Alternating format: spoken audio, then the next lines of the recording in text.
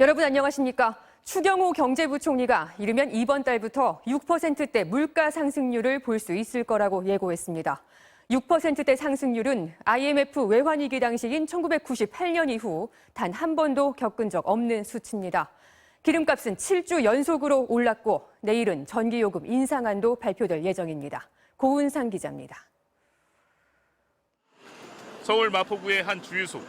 휘발유 값은 리터당 2,195원, 경유는 2,215원입니다. 그런데도 주변보다 가격이 싼 편이라 차들이 끊이지 않고 들어옵니다. 휘발유 값이 2,200원을 넘은 주유소도 어렵지 않게 찾아볼 수 있습니다. 전국 평균 기름값은 7주 연속 쉼없이 올랐습니다. 그냥 출퇴근 용도로 많이 타는데 그런데도 부담이 2,000원 넘어가니까 이건 그냥 대중교통 타는 게 나은 것 같아요. 국제유가의 고공행진으로 물가 상승세는 쉽사리 꺾이지 않을 전망입니다.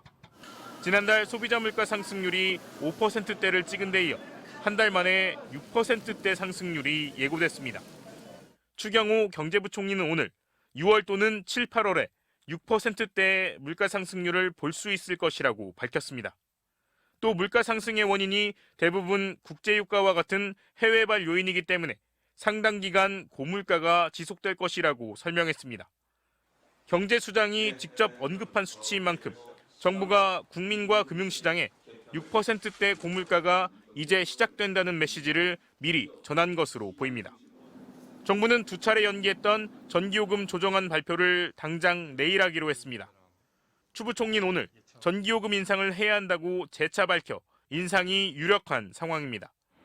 국제적인 공급망 문제 해결에 실마리는 보이지 않는 상황. 하반기 금리마저 더 가파르게 올라갈 수밖에 없습니다. 공급 사이드를 개선할 수 있었으면 진즉에 했겠죠. 이건 안 되니까 그럼 할 수 없다. 수요를 잡자. 기준금리 확실하게 올리자. 이렇게 가는 거란 말이죠. 치솟는 물가에 공공요금 인상, 고금리까지 겹치며 서민들의 삶은 더욱 팍팍해질 전망입니다. MBC 뉴스 고은상입니다. 전남 완도에서 실종된 광주 일가족 3명에 대한 경찰 수사가 닷새째 이어지고 있습니다. 경찰은 이들 3명의 휴대전화가 지난달 말 새벽 3시간 간격을 두고 꺼진 사실을 확인하고 마지막으로 신호가 잡힌 선착장 주변을 집중적으로 수색했습니다. 박종호 기자가 취재했습니다. 지난달 29일 오후 2시 18분 전남 강진과 완도를 잇는 고금대교에 은색 승용차가 지나갑니다. 실종된 조윤아 양의 일가족 3명이 탔던 승용차입니다. 완도에 도착한 이들은 이날부터 이틀 동안 완도 명사심리 해수욕장 인근의 한 숙소에 머물렀습니다. 네, 저는 여기에 거의 없어가지고 잘 모르겠어요. 네, 저희 직원이 관리하고 있어가지고. 그런데 이틀 뒤인 31일 새벽 3시간 간격으로 일가족 3명의 휴대전화가 모두 꺼졌습니다.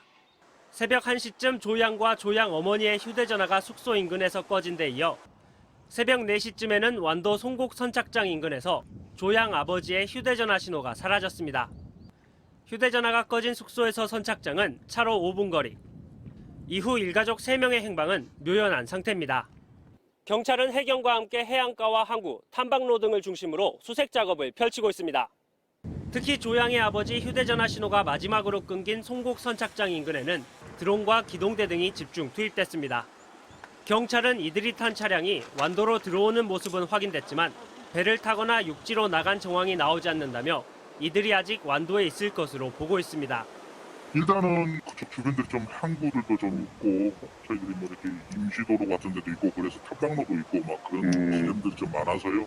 신지 명사심리에서 신지대교 사이 그쪽을 좀 저희가 보고 있거든요. 해경도 헬기와 금속 탐지기를 탑재한 고속 단정 등을 투입해 송곡 선착장 주변을 수색하고 있습니다.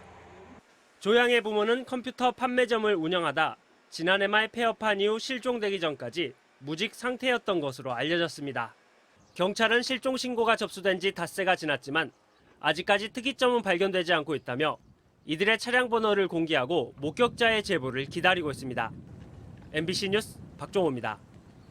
경기도 고양시 일대 무인 상점에서 돈을 내지 않고 물건만 가져가는 절도가 잇따라 발생하면서 경찰이 용의자 추적에 나섰습니다. 주말 사건 사고 소식 고재민 기자가 전해드립니다. 어제 저녁 경기 고양시 바로 조리해서 먹을 수 있는 밀키트를 파는 무인 상점에 검은 옷과 검은 모자, 마스크를 착용한 남성이 들어와 연신 창밖을 쳐다봅니다. 이내 냉동식품 2개를 계산대에 올려놓더니 카드를 꺼내 계산하는 듯하다 빠르게 결제 취소 버튼을 누르고는 물건을 챙겨 나갑니다. 지난달 19일, 이번엔 검은색 배낭을 맨 남성이 들어와 지문을 남기지 않으려는 듯 옷소매로 냉장고 문을 엽니다. 제품을 꺼내 바로 가방에 집어넣더니 역시 계산하지 않고 나갑니다. 이틀 뒤에도 찾아온 비슷한 차림의 남성은 준비해온 비닐봉지에 물건을 담아 그대로 사라졌습니다. 저희가 오픈한 지 사실 한 2달밖에 안 돼가지고 재고 체크하다 보니까 물품 개수가 정확하게 맞지 않아가지고 CCTV를 돌려보다 보니까 이제 발견을 하게 된 거죠. 인근의 다른 무인상점 2곳에서도 최근 2달 사이 비슷한 도난 사건이 발생했다는 신고가 접수됐습니다. 경찰은 이 중 일부가 같은 사람의 범행일 것으로 보고 CCTV를 분석해 용의자를 쫓고 있습니다. 아파트 베란다에서 불길과 함께 희뿌연 연기가 치솟습니다. 오늘 새벽 2시쯤 경기 안산의 한 아파트 6층에서 불이 나 집안에 있던 60대 여성이 숨졌습니다. 심정지 상황이었던 것 같습니다. 전신이도. 불이 번지면서 피해를 입은 주민 5명은 임시 거주지로 거처를 옮겼습니다. 오늘 오전 6시쯤엔 서울 금천구의 한 다세대 주택에서 불이 나 주민 18명이 대피했습니다. 소방당국은 에어컨 실외기에서 불이 시작된 것으로 보고 있습니다. MBC 뉴스 고재민입니다.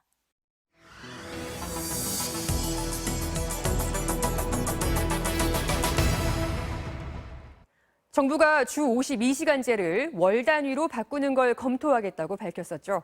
노동계에선 그렇게 되면 일주일에 최대 92시간까지 일하게 된다고 반발했는데요. 논란이 커지자 정부는 11시간 연속 휴식 제도를 병행하면 된다고 해명했습니다. 정말 그럴까요? 직접 계산해봤더니 한 달의 절반 이상을 과로에 내몰려야 했습니다. 차주혁 노동전문기자가 설명해드립니다. 일주일 12시간인 연장 근로를 한 달 안에선 자유롭게 쓰도록 검토하겠다. 핵심 내용은 간단했습니다. 해외 주요국을 보더라도 우리의 주 단위 초과 근로 관리 방식은 찾아보기 어렵고 기본적으로 노사합의에 따른 선택권을 존중하고 있습니다. 연장 근로를 몰아서 하면 일주일에 최대 92시간까지 가능하다는 계산이 나옵니다. 논란이 커지자 꺼내든 건 11시간 연속 휴식. 반드시 11시간 이상 쉬어야만 다음 근무를 할 수 있다는 건데 공식 보도 자료엔 빠졌던 내용입니다. 11시간 연속 휴식, 그러니까 이 내용이 빠진 이유는 뭔지 궁금합니다. 건강권이 왜 빠졌냐. 너무도 당연해서 저는 뭐 이게 당연히 들어갈 거로 저희들이 그런 구상을 하고 있죠. 11시간 연속 휴식이 보장된다면 얼마나 일하게 될지 한번 따져보겠습니다. 24시간에서 연속 휴식 11시간을 빼고 법정 휴게 시간 1시간 30분을 더 빼면 하루에 일할 수 있는 시간은 11시간 30분입니다.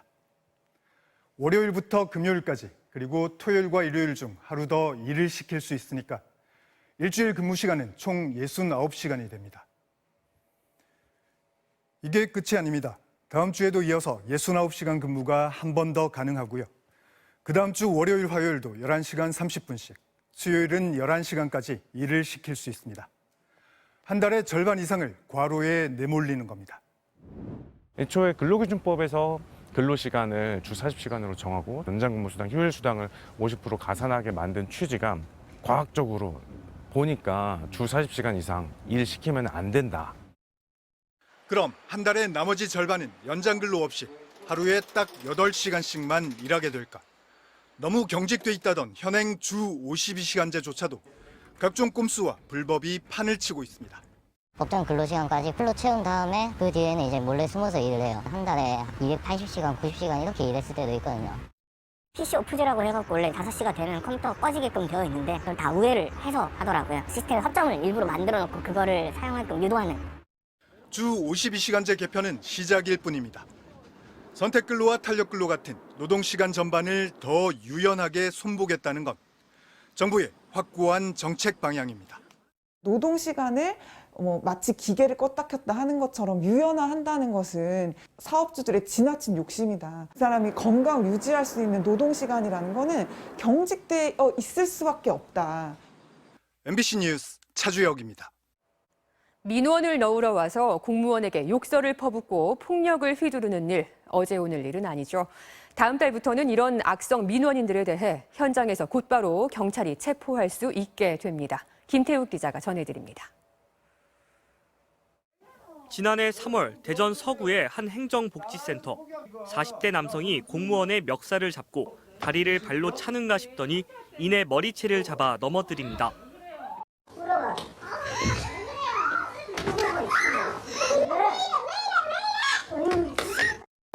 욕설과 폭행의 이유는 단지 자신의 기초생활수급비가 적게 들어왔다는 것이었습니다. 야, 58만 원, 70만 원 나오는데 58원밖에 안 나왔어요. 어떻게 할 거야? 이 남성은 결국 공무집행 방해와 폭행 혐의로 구속됐지만 이런 악성 민원인의 폭언이나 폭행은 지난 2020년 4만 6천여 건으로 2년 만에 30% 넘게 늘었습니다. 민원인이 상담 도중 공무원에게 폭언을 퍼붓습니다. 신분증이 없으니까 내 주민등록번호 대주고 본인 확인하면 되는 거 아니야? 담당 공무원이 현장 체증을 고지합니다. 상황 파악을 위해서 녹음을 시작하겠습니다. 아니 그 녹음을 해? 네. 그럼 나 화난다고.